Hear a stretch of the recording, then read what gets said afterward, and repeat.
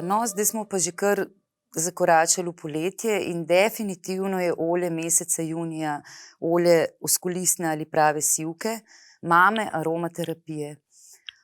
Junija se sivki na polja obarvajo v vijolično in takrat vsi ljubitelji komaj čakamo na žetev in na destilacijo in res je to izjemno uporabno olje, ki ga priporočam imeti zmeraj nekje v bližini, v torbici, na potovanjih.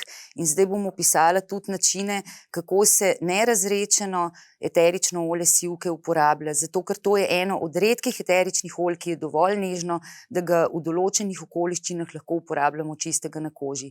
In sicer za vse manjše rane, ureznine in praske lahko kapnemo kar direkt na ranco kapljico sivkinega olja ali si ga damo pa na prst. Takole si kapnemo gor in si recimo, jaz imam tukaj eno prasko in si samo utremo gor. In to sivkino olje bo prvo kot prvo bo omililo psihični šok ob poškodbi, zmanjšalo bo bolečino, razkužilo bo in pospešilo bo celjenje. In vse to v enem koraku. Potem drugo področje uporabe so opekline. Kadar se spečemo, če nam maščoba kapne na roko, isto, kapljico sivkinega olja gor. Potem, če nas sonce opeče, recimo po hrbtu, najprej kožo ohladimo z mrzlimi obkladki, si spet kapnemo kapljico 2 in čim večjo površino kože prekrijemo s čistim sivkinim oljem zvečer. Zjutraj ponavadi rdečica že izgine.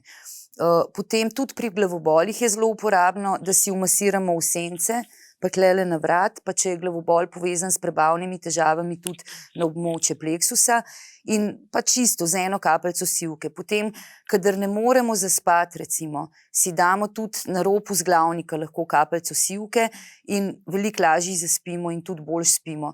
Moram pa poudariti, da se gre tukaj za pravo sivko oziroma botanično ime njeno je lavandula angustifolia, ker druge vrste sivke imajo drugačne efekte, tako da moramo res paziti, da je to prava sivka. Sicer je pa sivka eno od najbolj uporabljenih olj v aromakozmetiki, v masažah, v kopelih in na splošno v zdravstveni in paliativni negi, zato ker je njen vonj je toliko sprejemljiv in priljubljen.